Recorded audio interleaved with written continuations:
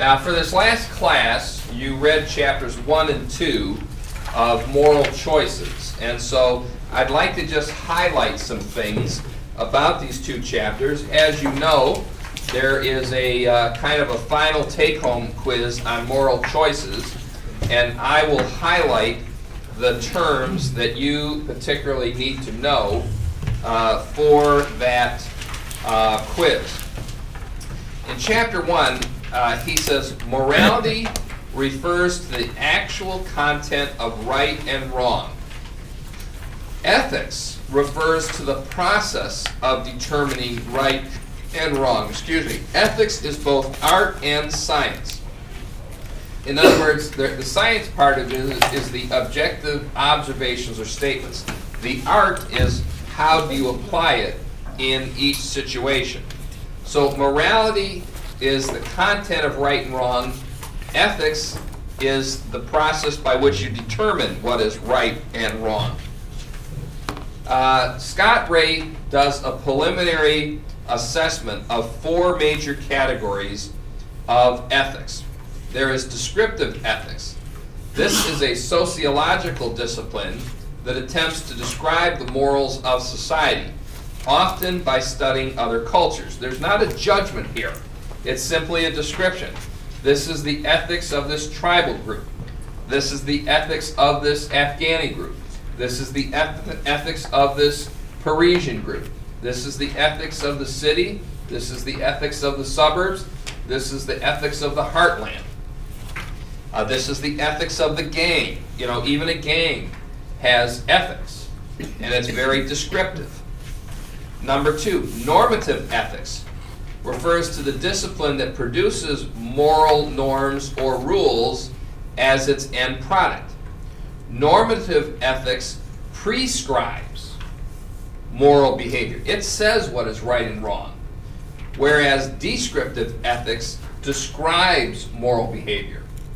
So normative ethics tries to establish, hey, this is right, this is wrong, this is what you do under my roof, this is what you don't do under my roof. And it's more prescriptive. Number 3, there is meta-ethics. Meta-ethics is the language of right and wrong, is nothing more than an expression of personal preferences.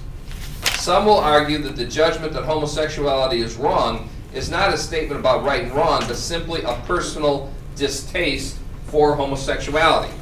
In meta-ethics, it's a statement of what one feels, what one likes or dislikes. So one says, I don't like pig racing.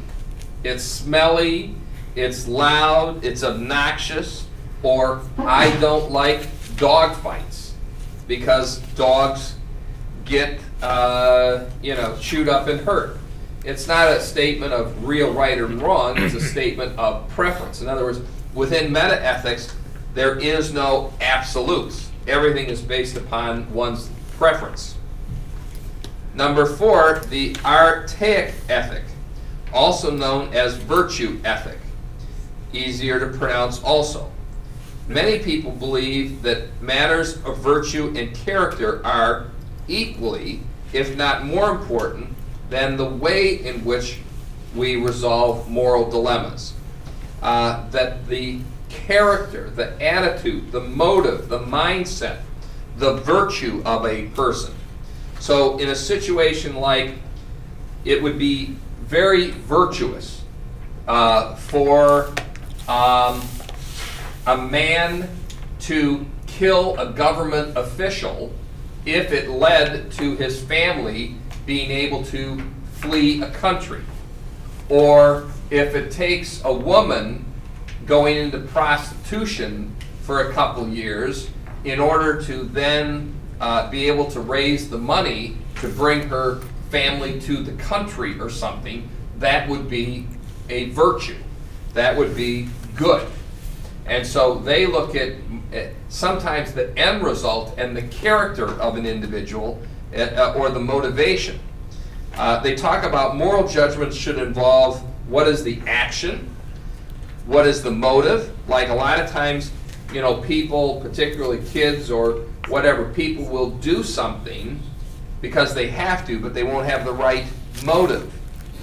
So it's got to be the action, the motive, then you have to look at the consequences. Are the consequences considered beneficial? And then ultimately, what kind of character or virtue comes out of it?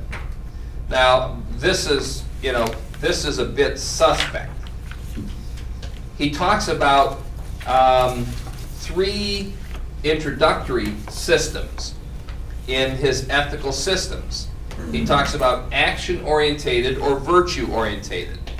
And he has 3 big systems that you read about, the deontological systems. The deontological systems mean systems from kind of a divine existence or a being.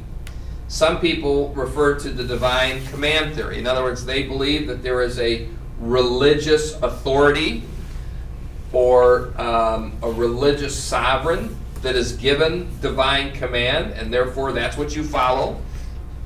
Others would suggest you follow natural law, the law of the jungle. Something must die for something to live. It's survival of the fittest, that type of thing. Others would say it deals with ethical rationalism, that it deals completely with the intellectuals who will design an ethical system that is best for everyone. B, he talks about a theological system, systems that are based on the end result produced by the action. And that's, I'm sorry, that's not theological, it's teleological. Not T-H, but T-E. Teleological system. Teleological means the end. Those of you who have had Greek, you've had the word telos, which is the end, the consummation, the ultimate purpose. These are systems that are based on the end result. We would often say something like the end justifies the means, the outcome. So they would say no action is inherently right or wrong. The question is, what is the outcome? Whether it's, you know, murder or torture, or, you know, we have that controversy today. Is torture all right as long as it has a ultimately good outcome? This is what the president and vice president are saying. If you get a terrorist or an enemy combatant captured, and you know that there is a nuclear device or a guerrilla plot that is going to ruin the lives of tens, if not tens of thousands of people, do you have the action to torture that person until they give you the correct information? Or do you have to treat them nicely and not harass them and not offend them, so on and so forth? The teleological system is produced by that action. It's always very action-orientated. He uses the term utilitarianism. In other words, what is most important is, does it work? What is the outcome? Another system under the teleological system is ethical egotism. In other words, is the outcome going to benefit me?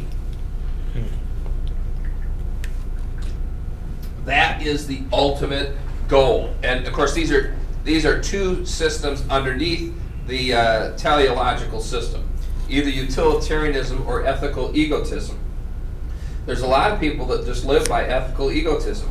What's right for me, what's best for me, what's pleasurable for me, what's good for me, that's all that counts. And to heck with the rest of you.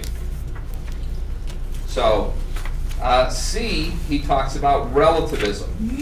In relativism, all cultural values, all cultures' values are equally valid. This is like multiculturalism. Multiculturalism teaches that all cultures are equally of value. Well, is that true? Does that mean the Afghan warlords, that's equal to you know, the British parliamentary style or America's democracy? Are all cultures really, or how about, you know, the different Australian indigenous, you know, tribal groups and so on and so forth, the barbarianism towards women and children. Whatever is right for you is okay, but don't force your view on me, is relativism. And of course, we're getting a lot of that in America today.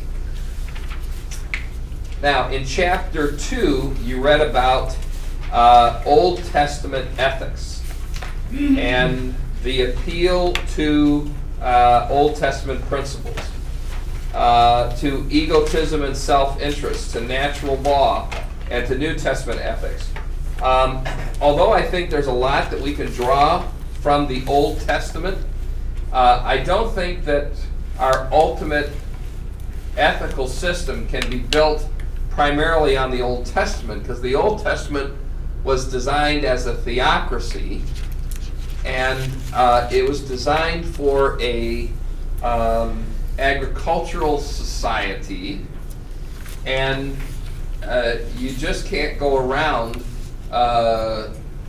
today stoning people in adultery, you know, stoning homosexuality, cutting off arms and limbs. That was part of a culture of that day, and cultures around that were a whole lot more barbaric than that. Some of those commands were actually limiting what the culture would more extremely go to.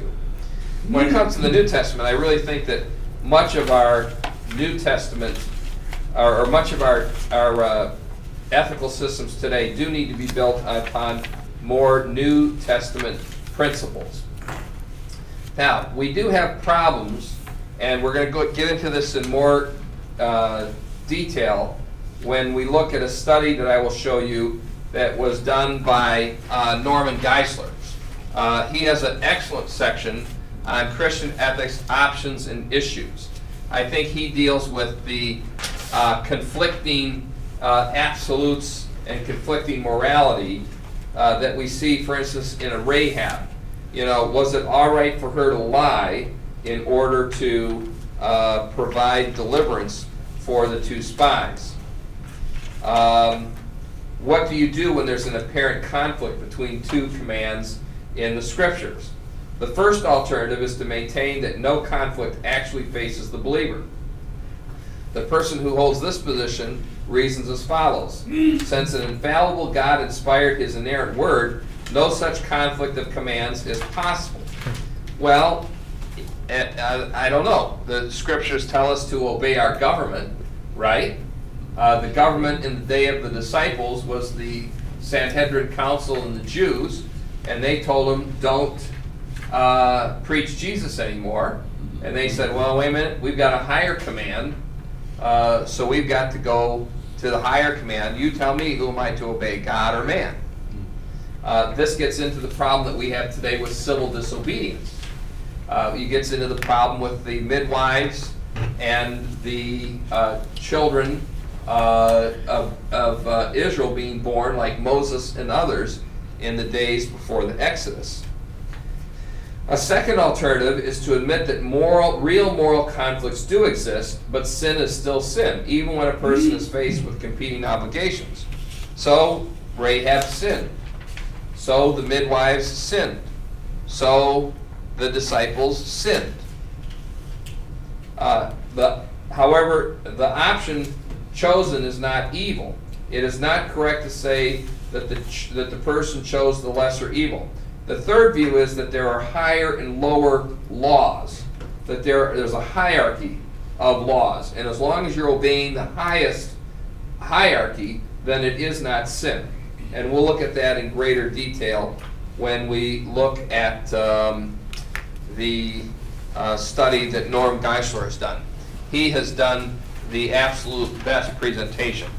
That presentation is found in the pages that follow in your course pack, and we will pick that up at another time.